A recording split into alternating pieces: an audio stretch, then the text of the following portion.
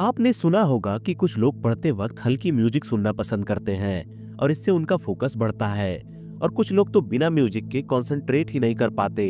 या फिर क्यों कुछ लोग क्लासिक म्यूजिक सुनने से रिलैक्स्ड फील करते हैं और कुछ लोग एनर्जेटिक बीट्स पे डांस करके अपना स्ट्रेस भूल जाते हैं।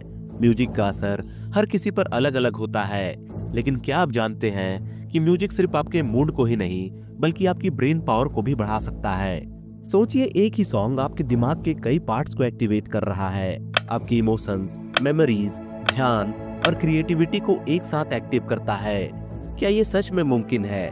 क्या म्यूजिक सुनना हमें और ज्यादा इंटेलिजेंट, ध्यान से भरपूर और क्रिएटिव बना सकता है? ये सवाल काफी दिलचस्प है और आज हम इन्हीं सवालों के जवाब ढूंढेंगे।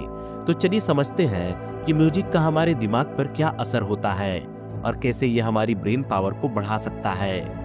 इस वीडियो के अंत तक आप ये समझ पाएंगे कि आपके फेवरेट गाने कैसे आपके दिमाग को एक हिडन सुपर पावर की तरह बढ़ा रहे हैं। जब हम म्यूजिक सुनते हैं तो ये सिर्फ हमारे कानों तक सीमित नहीं होता, ये हमारे दिमाग के कई हिस्सों को जागृत करता है। जब कोई सुर या मेलोडी बजती है तो हमारे दिमाग का सुनने वाला हिस्सा ऑडिटरी कॉर्टेक्स एक्टिव हो जाता है। जब हम किसी जाने पहचाने ट्यून को सुनते हैं तो हमारा यादों से जुड़ा हिस्सा हिप्पोकैम्पस भी जागृत होता है। ये वही हिस्सा है जो हमें चीजें याद रखने में मदद करती है। इसी तरह जब हम एनर्जेटिक या रिदमिक म्यूजिक सुनते हैं तो हमारे दिमाग का मूवमेंट कंट्रोल करने वाला हिस्सा मोटर कोर्टेक्स एक्टिव हो जाता है। इसका मतलब है कि एक ही गाना सुनने से हमारे दिमाग के कई अलग अलग हिस्से एंगेज हो जाते हैं। ये एंगेजमेंट दिमाग को एक तरह की मेंटल एक्सरसाइज देता है जो ब्रेन के काम करने की क्षमता को और बेहतर कर सकता है।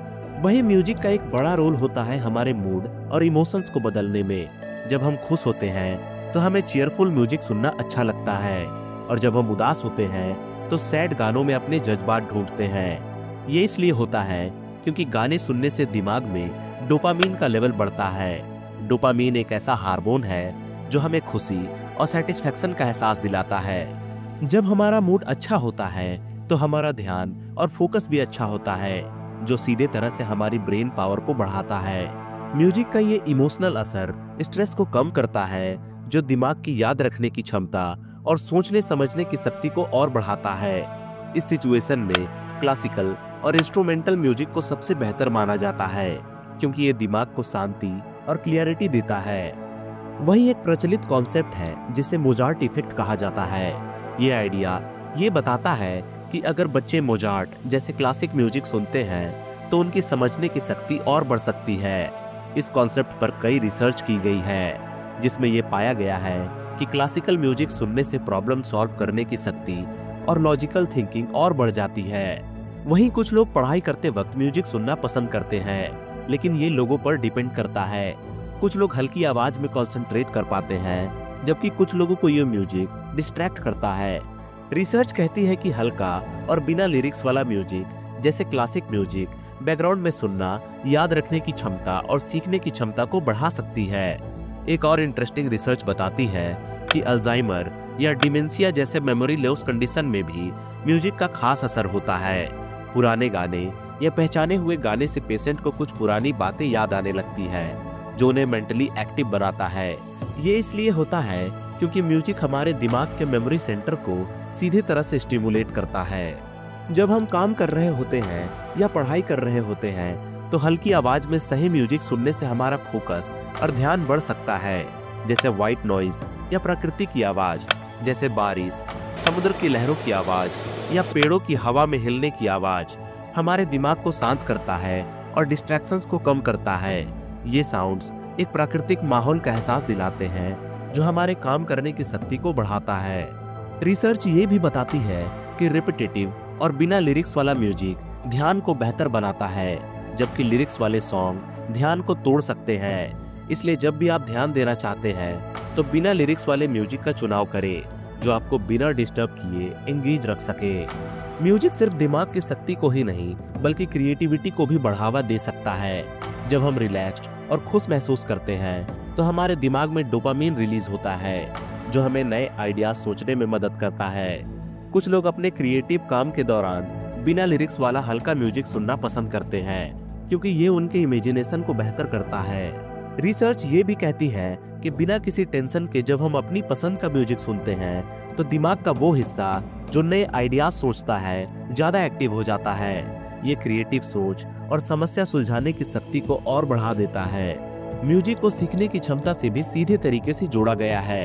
ये देखा गया है कि अगर किसी सब्जेक्ट को गाने या राइमिंग के तरीके से समझाया जाए तो स्टूडेंट उसे जल्दी और अच्छे से याद कर लेते हैं। इसी तरह कुछ लोगों को नए भाषा सीखने के दौरान बैकग्राउंड में म्यूजिक सुनना मददगार लगता है, क्योंकि ये उनका मूड अच्छा करता है और तनाव को कम करता है। भाषा सीखने के मामले में रिदमिक पैटर्न और रिपीटेशन काफी उपयोगी होते हैं। ये समझने की शक्ति को और बेहतर करते हैं और सीखने के प्रोसेस को मजेदार बनाते हैं। इसलिए कई एजुकेशनल मेथड्स में म्यूजिक का यूज किया जाता है ताकि स्टूडेंट्स ज्यादा इफेक्टिवली सीख सके। म्यूजिक का सिर्फ दिमाग की शक्ति बढ़ाने में ही नहीं बल्कि हीलिंग में भी ज्यादा बड़ा योगदान है। आजकल कई हॉस्पिटल और क्लिनिक्स में म्यूजिक थेरेपी का यूज किया जाता है। तनाव, चिंता और डिप्रेशन को कम करने के लिए ये देखा गया है कि शांत म्यूजिक सुनने से हार्ट रेट धीरे होता है, ब्लड प्रेशर नॉर्मल होता है और मसल टेंशन कम होता है। ये सब फैक्टर्स दिमाग की क्लियरिटी और फोकस को और बढ़ाते हैं। म्यूजिक थेरेपी बिना किसी दवा के म्यूजिक के माध्यम से पेशेंट की फिजिकल और मेंटल हेल्थ को बेहतर करने का एक तरीका है। ये एक प्रूवन ट्रीटमेंट है जिसका पॉजिटिव असर आज तक कई स्टडीज ने प्रमाणित किया है। अगर आप म्यूजिक का उपयोग ब्रेन पावर बढ़ाने के लिए करना चाहते हैं तो सही म्यूजिक का चुनाव और उसे यूज करना जरूरी है। म्यूजिक सुनते वक्त आपका एनवायरनमेंट और टाइमिंग भी महत्वपूर्ण होते हैं। अगर आप पढ़ाई कर रहे हैं या किसी ऐसे काम में लगे हैं जिसमें फोकस की जरूरत है तो हल्की आवाज में बिना लिरिक्स वाला म्यूजिक बेस्ट रहेगा। क्लासिकल इंस्ट्रूमेंट या नेचर साउंड को चुन सकते हैं क्योंकि ये दिमाग को शांत और ध्यान में रखता है। वहीं जब आप रिलैक्स करना चाहते हैं या क्रिएटिविटी को बढ़ावा देना चाहते हैं तो अपनी पसंद का गाना सुन सकते हैं जो आपको खुशी दे और स्ट्रेस को कम करे। वहीं मॉर्निंग टाइम में अपबीट और एनर्जेटिक म्यूजिक दिन की अच्छी शुरुआत करने के लिए सबसे बेहतरीन होते हैं, जबकि रात के वक्त शांत और सूथिंग म्यूजिक आपकी नींद को और बेहतर कर सकता है।